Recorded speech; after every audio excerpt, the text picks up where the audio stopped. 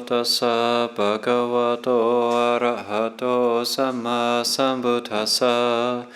Namo tassa bhagavato arahato samma sambuddhassa. Namo tassa bhagavato arahato samma sambuddhassa. Buddhaṃ Dhammāṃ Sanghaṃ Namasami. So it's October 12th, 2019. And this is the day before exiting the Rains Retreat. Although maybe we shouldn't call it the Rains Retreat here, we can call it the Sunny Retreat. It did rain a couple times. It rained in August, which is unheard of. And the lightning, a brief lightning storm and a few hours of rain in August, just the evening before celebrating Luang Pa's new Jiao Kun title. So the Thais would say about that, Devata Anumodana. So we had rain then, we had rain on the Buddhist bicycle pilgrimage. So we had a couple of little bouts of rain. And so tomorrow, Lunar Observance Day, Uposatha Day, Pawarana Day, exiting the Vasa, and also, for anybody who doesn't know, then many monastics will give Dhamma talks, everybody except the Ajahns. It's a hallowed Wat Papong tradition.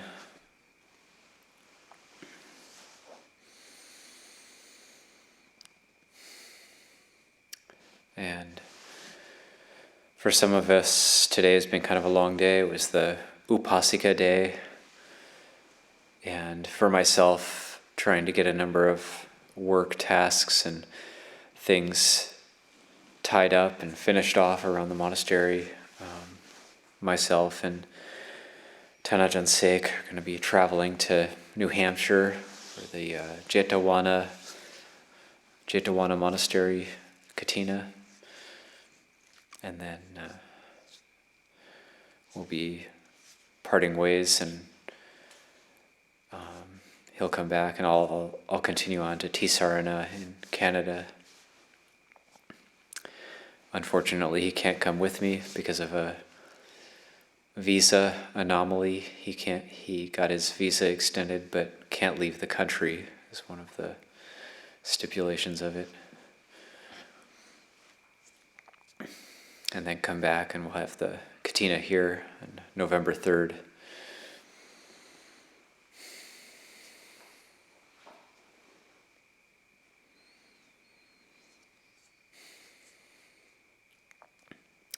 So, give a short talk this evening and about practice and what I think it means to practice, and some helpful tips and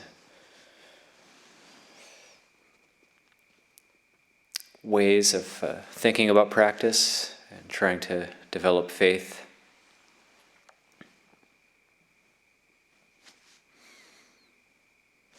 And one thing I think that's important to acknowledge is that we're all mentally unstable. And so I'm speaking to you, and I'm mentally unstable, and you're all mentally unstable as well. And the reason I can say that is because, according to the Buddha, only the Arhants are mentally stable. Only they have truly stabilized their mind and the aramana, the emotion.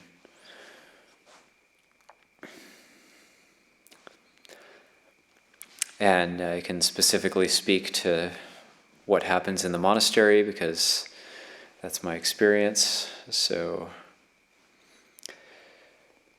goes up and down. It can be very difficult at times. And one thing we have to learn is to not trust our own mind so much.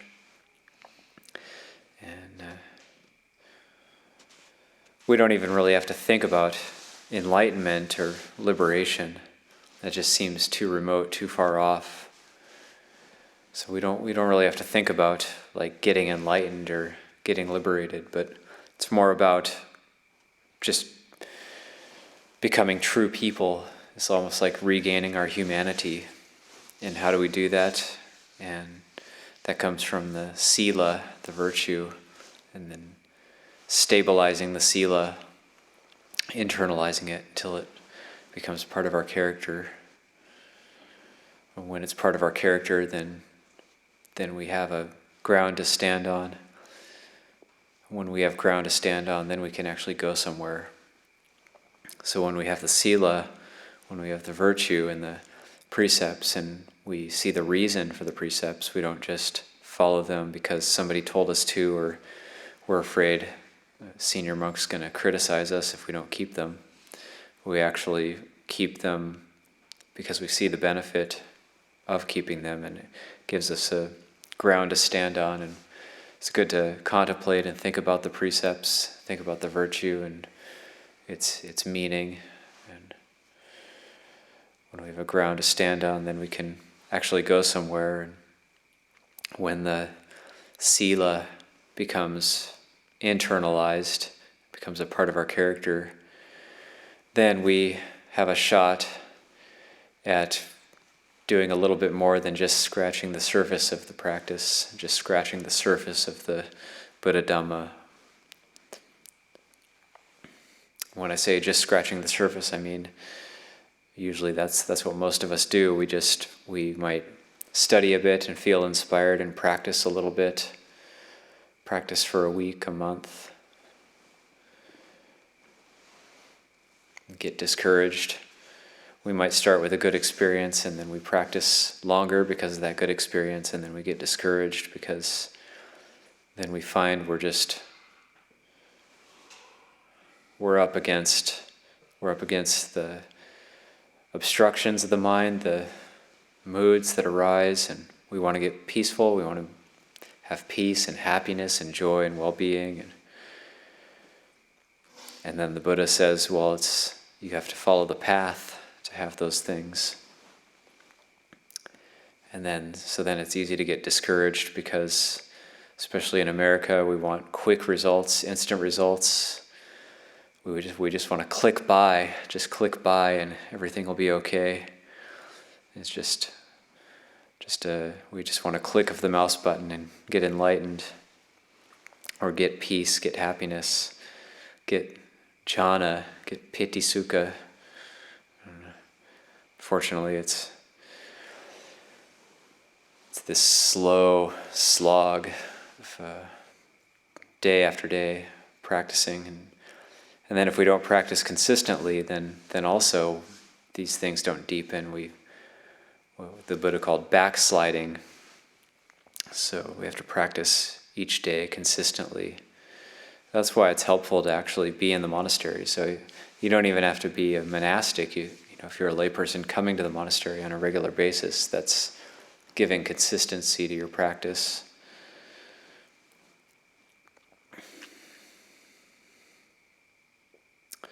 And so Longpa Pasano and the other senior monks, they tell us over and over and over again, it's not about figuring it out or having the right thought or getting just the right technique. But we can hear that thousands of times and still, it's like, I just need the right technique, I just need to figure it out. And then they tell us, okay, it's more about the consistency, it's more about the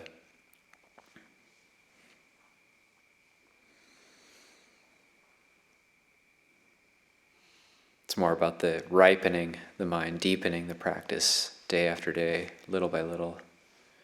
It's more about the continuity of mindfulness. And based on experience, what does it mean to have mindfulness? We can read all the definitions in the suttas. We can read the Satipatthana Sutta, recite the Satipatthana Sutta, and that's a good thing to do. But what does it actually mean to have mindfulness? Or is there any signs that mean we're developing our mindfulness, or that mindfulness is actually starting to happen for us? One of the things I found is it's actually quite subtle. Like, I know that, like, when I was an Anagarika novice, I felt like I was very intense in my practice, and I would meditate many hours a day and was really diligent with my meditation, but I didn't have mindfulness. So what would happen is I'd be in the morning work meeting, and I'd be like, Buddho, Buddho, Buddho, Buddho, Buddho. And then, like, suddenly it'd be like Ajahn Amaro or Ajahn Pasano, Nyaniko, Nyaniko, the work monk's assigning you a task. Buddho, Buddho, Buddho. Wow. Oh, okay. So that shows that I wasn't being mindful. I was very concentrated, but I wasn't mindful. And there's no doubt that that's wrong concentration. So very intense, very sort of focused, self-absorbed. That's a sure sign that there wasn't mindfulness present. So how do we know what's the sign when there is mindfulness present? And this is my experience now. It's been like this for quite a while. Just sitting there during the morning work meeting, feeling a sense of ease, but the attention isn't too internally focused, not too externally focused. It's balanced, and I can notice everything that's going on around me, but I'm not necessarily sending my focus out like that, but I'm just aware of what's going on around me, aware of my surroundings, aware of my internal world, aware of the external world, aware of both of those worlds at the same time. And when the work monk assigns a task, I know he's assigned a task. When I have a thought, I know I had a thought. When Ajahn Pasano says something, I know he said something. I know what he said. I can hear what he said. I can remember what he said. And that's mindfulness. That's what the mind becomes like when you develop sati. You can be at ease, noticing the surroundings, noticing the internal world. It's nothing extraordinary. It's actually completely ordinary. It's extraordinarily ordinary. It's not blazing lights or getting like, like sometimes we read about like Luang Por exploding into 1 trillion pieces.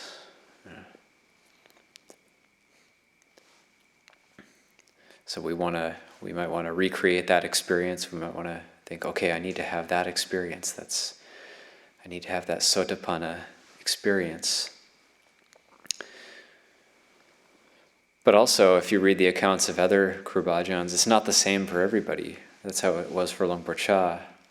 But if we try to recreate that experience, that's just a mental creation. That's not gonna make it for us. It's one of the paradoxes of trying to meditate. That's why I think meditation is more like an art. It's not really a technique, it's more like an art. And the art of meditation, the art of practice, the art of the Noble Eightfold Path. Because how it generally goes for most of us, for myself and many others I've talked to, we have a deep experience, a deep meditation experience, very genuine samadhi, genuine meditation experience. Then it's very calm, it's very pleasant, and then we try to get back to it, and we can't get back to it. Because the way it came about was we weren't trying to get anything. And the desire temporarily subsided, and we weren't trying to get anything, we weren't trying to create anything, and the mind was at ease. So then what happens is we try to then recreate that experience. And because we're trying to recreate the experience, then it doesn't arise, because we're trying to create something. So we want that experience again, but it came about through not wanting anything, through not creating anything. So we kind of figure that out, but then because we still want that experience again, and we're still striving to get back to that state again, that wanting is still there, and then it's that trying to get back to that state itself is actually blocking it from happening again. So then what usually happens is it takes about 5 or 6 years. Finally we give up, and then it happens again. Oh, okay, that's interesting. Then we start to realize it's not about necessarily, it's even hard to speak about. It's like it's not about, it is about striving for something, but it isn't about striving in the way we think it is. I guess I could say that.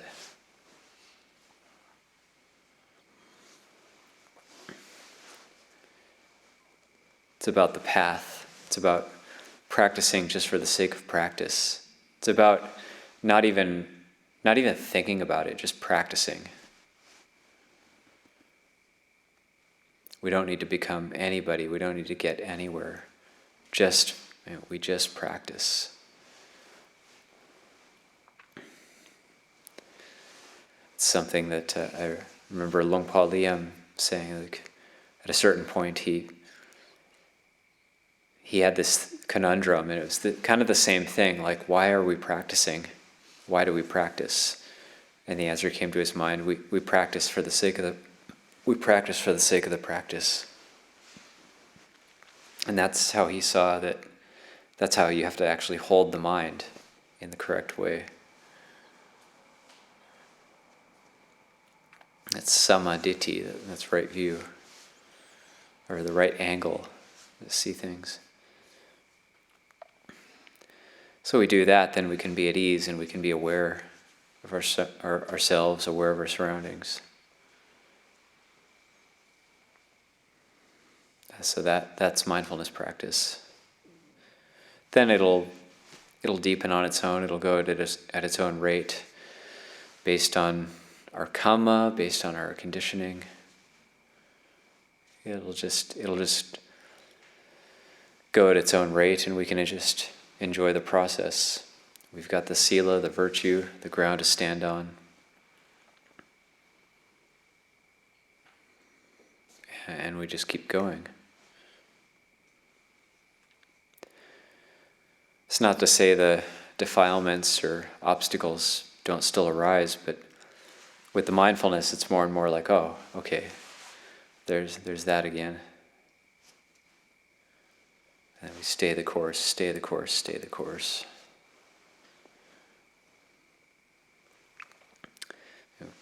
Consciously bringing ourselves back to a state of ease, consciously bringing ourselves back to a state of being aware of our surroundings, being aware of ourselves. I like the translation of sampajanya. So there's sati, that's the mindfulness, but then the sampajanya, that's the clear comprehension. So those two things go together. And the sampajanya aspect, the translation in Thai is just knowing around. So for me, that's the kind of just being aware of our surroundings. This ru ra. It's just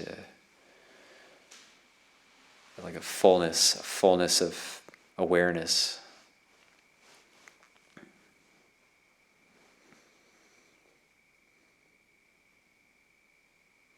That way we know what's happening and we can act. We're not overly going out to the external world, and we're not overly into like a self-obsession, but it's just balanced. It's just right there. It's also the image the Buddha paints when in the Anapanasati Sutta is sitting cross-legged with mindfulness in front of one. So there's this sense of kind of balance. It's not out of balance externally or internally, but it's just in balance.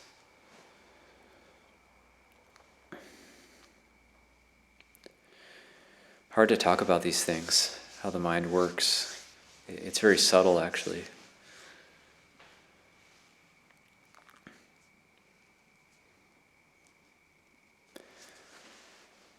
And these are just a few kind of thoughts, just kind of thinking about how do these things actually work? What are they? What are some of the hallmarks of having mindfulness and having the sila?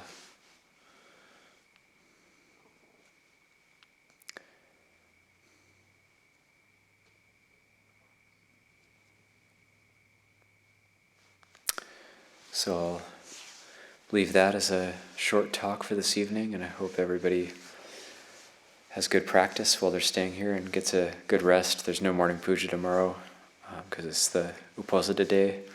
So I wish everybody well, and I will leave it at that.